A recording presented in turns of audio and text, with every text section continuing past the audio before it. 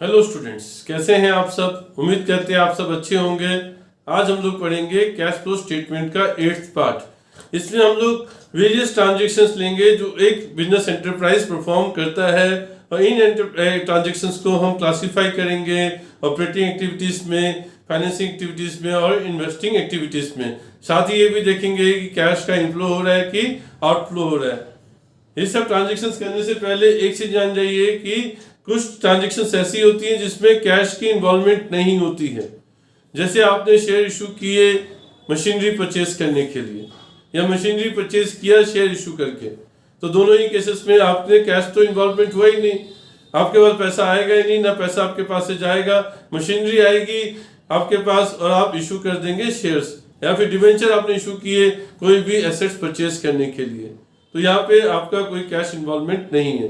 उधार पे खरीदा है कोई भी सामान, तो वो भी जो है कोई कैश का इन्वॉल्वमेंट नहीं होता है। इसलिए बहुत जरूरी है कि कैश जरूर उसमें होना चाहिए, कैश या कैश इक्विवेलेंट, तभी जो है हम बोलेंगे कि कैश का इनफ्लो या आउटफ्लो है। कैश का मतलब यहाँ पे कैश एंड कैश इक्विवेलेंट दोनों आता है। चलिए पहली ट्रांजेक्शन्स लेते हैं। Purchase of machinery, goodwill, non current investments. Machinery, goodwill, कोई भी फिक्स एसेट्स आपने परचेज किया या नॉन करेंट इन्वेस्टमेंट्स परचेज करी कैश में। जब आप कोई भी एसेट्स परचेज करेंगे, फिक्स एसेट्स परचेज करेंगे कैश में, नॉन करेंट इन्वेस्टमेंट्स करेंगे कैश में, तो वो आपका आउटफ्लो हो जाता है, पैसा आपके पास से चला जाएगा, और ये जो है आएंगे इन्वेस्टिंग एक्टिविटीज में। दूसरी ट्रांजेक्शन लेते हैं। Proceeds from issue of shares, debentures, long term borrowings. आप शेयर्स और डिवेंचर्स को इशू कर सकते हैं और प्रीमियम पे इशू कर सकते हैं, सिक्योरिटीज प्रीमियम रिजर्व पे। तो अगर आपका शेयर इशू किया आपने सिक्योरिटीज प्रीमियम रिजर्व में, तो कैपिटल अलग से शो होती है बैलेंस शीट में, और सिक्योरिटीज प्रीमियम रिजर्व भी अलग से शो होता है। लेकिन दोनों ही जो है आपका फाइनेंसिंग एक्टिविटीज में आएगा बच्चों, और पैसा आपके पास आ रहा है। जब शेयर इशू करेंगे तो पैसा आपके पास आएगा, डिवेंचर इशू करेंगे तभी पैसा आएगा, लॉन्ग टर्म बोरोविंग्स करेंगे या शॉर्ट टर्म बोरोविंग्स करेंगे, दोनों ही केसेस में पैसा आएगा, तो वो जो है इनफ्लो हो जाएगा आपका। और ये आपका आएगा बच्चों फाइनेंसिंग एक्टिविटीज में, इसका मतलब फाइनेंसिंग एक्टिविटीज है। तीसरा लेते हैं proceeds from sale of old machinery. कोई भी फिक्स एसेट्स आप बेच रहे हैं तो उससे पैसा मिल रहा है आपको। नॉन करेंट इन्वेस्टमेंट सेल कर रहे हैं, उससे पैसा मिल रहा है। फिक्स एसेट्स में machinery, patent, property, plant and equipment ये आ जाती है इसके अंदर। तो ये जब आप कोई भी फिक्स एसेट्स सेल करेंगे या फिर नॉन करेंट इन्वेस्टमेंट सेल करेंगे, उससे आपको पैसा मिलेगा। कैश में सेल करेंगे, पैसा आपको मिल रहा है, तो आपका इनफ्लो हो गया। और ये सारी जो पार्ट है ये इन्वेस्टिंग एक्टिविटीज की है। तो fix assets and non current investments दोनों जो है बच्चों वो आपका इन्वेस्टिंग एक्टिविटीज में आता है। जब परचेज करते हैं तो आउटफ्लो हो जाता है, जब सेल करेंगे पैसा मिलेगा आपको तो इनफ्लो हो जाएगा। फोर्थ में आते हैं डेब्टर्स से पैसा मिला। उधार पे सामान बेचा आपने, तब कोई ट्रांजैक्शन नहीं, तब वो उधार की ट्रांजैक्शन है, कैश फ्लोज में नहीं है। लेकिन डेब्टर से जब आपको पैसा रिसीव्ड हो जाएगा, कैश रिसीव्ड फ्रॉम डेब्टर्स, तो आपके लिए इनफ्लो है। रॉयल्टीज से पैसा मिल रहा है, फीस से पैसा मिल रहा है, कमीशन से पैसा मिल रहा है, इन सब के ट्रेड रिसीवेबल से पैसा मिल रहा है, बिल रिसीवेबल से पैसा मिल रहा है, तो इन सब केसेस में आपके पास पैसा आ रहा है, इनफ्लो है। और ये सारी एक्टिविटीज आपकी जो है वो ऑपरेटिंग एक्टिविटीज होती हैं, इसलिए ऑपरेटिंग एक्टिविटीज के अंदर ये सारी आएंगी। कैश रेवेन्यू फ्रॉम ऑपरेशन, ये भी आपका ऑपरेटिंग एक्टिविटीज है, क्योंकि ये तो मेन ऑपरेटिंग एक्टिविटी होता ही है कि आप सामान जो बना रहे हैं या ट्रेडिंग कर रहे हैं उसको आप बेचेंगे, और जब सेल करेंगे तो पैसा मिलेगा। और जो सेल कर रहे हैं उसको हम लोग बोलते हैं रेवेन्यू फ्रॉम ऑपरेशन। जो पैसा आपको सेल से मिल रहा है, कैश रेवेन्यू फ्रॉम ऑपरेशन। इसमें आया कैश रेवेन्यू फ्रॉम ऑपरेशन, पैसा मिल रहा है, इनफ्लो, ये ऑपरेटिंग एक्टिविटीज का पार्ट होता है। नेक्स्ट लेते हैं बच्चों, कैश पेमेंट किया आपने, इंश्योरेंस प्रीमियम पे करने के लिए किया। इंश्योरेंस प्रीमियम भी ऑपरेटिंग का ही पार्ट है, इसलिए ऑपरेटिंग एक्टिविटीज में आएगा। Purchase of securities for trading purpose के लिए, अगर आपने ट्रेडिंग पर्पस के लिए कर रहे हैं, जो शेयर ब्रोकर है, जब वो शेयर्स परचेज करता है, कोई सिक्योरिटीज परचेज करता है, वो या तो डील, वो आमतौर पे रीसेल के लिए करता है, तो वो उसकी ऑपरेटिंग एक्टिविटीज में आएगा। कैश परचेज किया तो वो भी ऑपरेटिंग एक्टिविटीज में आता है। पे टू सप्लायर्स किया, गुड्स के जो हमने उधार पे खरीदा था उनको जो पेमेंट करेंगे तो वो भी आपका ऑपरेटिंग एक्टिविटीज में आएगा एम्प्लॉय बेनिफिट एक्सपेंस। कोई भी खर्चा हम कर रहे हैं एम्प्लॉय के बेनिफिट के लिए, वो भी हमारा ऑपरेटिंग का ही पार्ट है ऑपरेटिंग एक्टिविटीज में। इन सब में पैसा जा रहा है, पेमेंट कर रहे हैं आप, इन सब में आप पैसा पे कर रहे हैं तो आउटफ्लो हो जा रहा है, और ये सारी एक्टिविटीज ऑपरेटिंग एक्टिविटीज हैं, इसलिए ऑपरेटिंग एक्टिविटीज में आएंगी। नेक्स्ट लेते हैं बच्चों, इंटरिम डिविडेंड पे किया या फाइनल डिविडेंड पे किया। इंटरिम डिविडेंड साल के बीच में पेड किया जाता है, इसमें शेयर होल्डर्स से कुछ भी मंजूरी लेने की जरूरत नहीं है। ये बोर्ड ऑफ डायरेक्टर्स की मीटिंग होती है, बोर्ड ऑफ डायरेक्टर्स उसी मीटिंग में जो है एक प्रपोजल रखते हैं जिसमें इंटरिम डिविडेंड पे करना है। अगर वो प्रपोजल बोर्ड ऑफ डायरेक्टर्स की मीटिंग में पास हो जाता है तो कंपनी जो है वो डिविडेंड पे कर देती है। इंटरिम डिविडेंड साल के बीच में पे किया जाता है।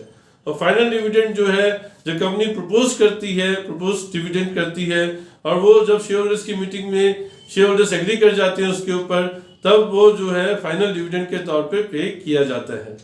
तो दोनों ही क्या है, चाहे वो इंटरिम डिविडेंड पेड हो, चाहे फाइनल डिविडेंड पेड हो, चाहे वो इक्विटी शेयर्स पे हो, चाहे वो प्रेफरेंस शेयर्स पे हो, आप जो है उसको फाइनेंसिंग एक्टिविटीज में लेंगे। भले वो कोई फाइनेंस कंपनी कर रही है या नॉन फाइनेंस कंपनी कर रही है, इससे फर्क नहीं पड़ेगा। चाहे फाइनेंस कंपनी एक्टिविटीज परफॉर्म कर रही हो, डिविडेंड पे कर रही हो, या non finance company dividend pay कर रही हो, ये हमेशा जो है फाइनेंसिंग एक्टिविटीज में आता है।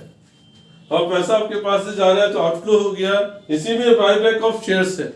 कंपनीज जो है कंपनीज एक्ट अलाउ करता है कंपनीज को जो अपने शेयर्स को बायबैक कर सकते हैं।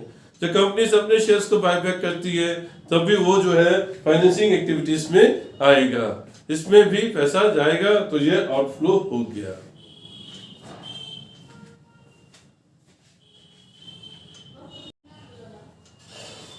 अब अगली ट्रांजैक्शंस लेते हैं। इंटरेस्ट रिसीव्ड है, पेड ऑन डिवेंचर्स है। इंटरेस्ट रिसीव्ड हो रहा है, रिसीव्ड मतलब है कि पैसा आ रहा होगा आपके पास, कैश में इंटरेस्ट मिल रहा है, इनफ्लो है, और पैसा जा रहा है तो वो आउटफ्लो हो जाएगा। पेड किया तो आउटफ्लो हो जाएगा। डिवेंचर्स पे इंटरेस्ट मिल रहा है या डिवेंचर्स पे इंटरेस्ट पे कर रहे हैं हम, दोनों चीजें हैं, और दोनों अलग अलग ट्रीटमेंट होता है अलग अलग कंपनीज के हिसाब से। फाइनेंशियल कंपनीज है तो उनके लिए ऑपरेटिंग एक्टिविटीज हो जाती है, नॉन फाइनेंशियल कंपनीज है उनके लिए इन्वेस्टिंग एक्टिविटीज हो जाती हैं। ये ध्यान रखना है कि जो डिवेंचर इशू कर रहा है वो फाइनेंसिंग कंपनी है या नॉन फाइनेंस कंपनी है। फाइनेंस कंपनी के लिए ऑपरेटिंग एक्टिविटी है डिवेंचर इशू करना, और जो नॉन फाइनेंस कंपनीज है उनके लिए ये इन्वेस्टिंग एक्टिविटीज हो जाती है। रिसीव कर रहे हैं इनफ्लो हो जाएगा, पे कर रहे हैं तो आउटफ्लो हो जाएगा। अब बच्चों नेक्स्ट लेते हैं डिविडेंड रिसीव्ड। अब ऐसी डिविडेंड रिसीव्ड है, वो फाइनेंस कंपनी है कि नॉन फाइनेंस कंपनी है, ये भी इंपॉर्टेंट है। अगर फाइनेंस कंपनी है उसको डिविडेंड मिल रहा है तो उसका मतलब है कि वो उसके लिए ऑपरेटिंग एक्टिविटीज है, और अगर ये नॉन फाइनेंस कंपनी है उसको डिविडेंड मिल रहा है तो उसके लिए इन्वेस्टिंग एक्टिविटी हो जाएगी। और नेक्स्ट आता है बच्चों office administrative selling distribution overheads. मतलब या तो ये खर्चे बोल दीजिए या ओवरहेड्स बोल दीजिए, चाहे ऑफिस के खर्चे हैं, चाहे एडमिनिस्ट्रेटिव खर्चे हैं, चाहे सेलिंग एंड डिस्ट्रीब्यूशन के खर्चे हैं, ये सब ऑपरेटिंग एक्टिविटीज में आता है। और जब आप ये पे कर रहे हैं बच्चों तो ये आउटफ्लो हो गया। नेक्स्ट आता है रेंट रिसीव्ड ऑन प्रॉपर्टी। तो रेंट आपको मिल रहा है प्रॉपर्टी से, आपने प्रॉपर्टी खरीदी थी उसको आपने किराए पे दे दिया, रेंट मिल रहा है तो दैट इज इन्वेस्टिंग एक्टिविटी, और पैसा आ रहा है तो कैश इनफ्लो हो गया। क्या था, इनकम टैक्स पे किया, रेंट पे किया। आपने इनकम टैक्स पे किया है या रेंट पे किया है तो वो आपका ऑपरेटिंग एक्टिविटीज है, क्योंकि ये तो बिजनेस के साथ जुड़ा हुआ है। जो भी बिजनेस का प्रॉफिट होगा उस पे रेंट, उस पे इंटरेस्ट, उस पे टैक्स पे करना पड़ेगा। ऐसे ही बच्चों तो रिफंड मिलता है टैक्स का। कभी हम एक्सेस टैक्स पे कर चुके हैं, ज्यादा टैक्स पे कर चुके हैं तो उसका हमें रिफंड भी मिल जाता है। तो रिफंड जब मिलता है तो वो भी हमारे लिए ऑपरेटिंग एक्टिविटी का ही पार्ट होगा, और वो आ रहा है रिफंड तो इनफ्लो है, या हम टैक्स पे कर रहे हैं तो ये हमारा आउटफ्लो हो गया। बैंक ओवरड्राफ्ट कैश क्रेडिट है, ध्यान रखिएगा। बैंक ओवरड्राफ्ट होता है, ये कंपनीज को फैसिलिटी मिलती है बैंक की तरफ से कि वो ज्यादा पैसा विड्रॉ कर सकते हैं जितना अकाउंट में उनके पैसा है। तो यह कैश क्रेडिट भी एक तरह से वही फैसिलिटी है कि उनके पास जितना पैसा क्रेडिट उनका जमा है बैंक में उससे ज्यादा अमाउंट वो विड्रॉ कर सकते हैं। तो ये जो फैसिलिटीज है बच्चों, ये सीबीएसई के गाइडलाइंस के हिसाब से इसको शॉर्ट टर्म लोन्स ट्रीट करना है, शॉर्ट टर्म ट्रीट करना है, तो ये जो है आपका फाइनेंसिंग एक्टिविटीज में आ जाता है। ऐसे अंडरराइटिंग कमीशन पे किया आपने, अंडरराइटिंग कमीशन जब पे करेंगे तो ये भी फाइनेंसिंग एक्टिविटीज का पार्ट है। जब पे करेंगे तो आउटफ्लो हो जाएगा। लेकिन बैंक ओवरड्राफ्ट और कैश क्रेडिट में देखना ये है कि बढ़ रहा है कि घट रहा है। अगर ये बैंक ओवरड्राफ्ट बढ़ रहा है, आपका कैश क्रेडिट बढ़ रहा है, तो ये तो इनफ्लो हो गया, अगर घट रहा है तो ये आउटफ्लो हो जाएगा। ब्रोकरेज पे कर रहे हैं, कोई भी इन्वेस्टमेंट जब आप परचेज करते हैं तो उसके ऊपर ब्रोकरेज पे करते हैं। ऐसे ही जब आप कोई फिक्स एसेट परचेज करेंगे उस पर भी ब्रोकरेज पे करेंगे। तो चाहे नॉन करेंट इन्वेस्टमेंट पे ब्रोकरेज पे कर रहे हो, चाहे फिक्स एसेट्स पे ब्रोकरेज पे कर रहे हो, दोनों ही केसेस में आपका ये इन्वेस्टिंग एक्टिविटीज है और पैसा जा रहा है तो इसलिए आउटफ्लो हो जाएगा। फिर इंटरेस्ट रिसीव्ड हो गया, loans and advances made to third parties. कंपनियां दूसरी कंपनीज को लोन्स एंड एडवांसेस देती हैं तो उस पर इंटरेस्ट मिलता है। तो लोन्स एंड एडवांसेस जो दूसरी पार्टीज को दिया जाता है, दूसरी कंपनीज को दिया जाता है, वो इन्वेस्टिंग एक्टिविटीज में आता है।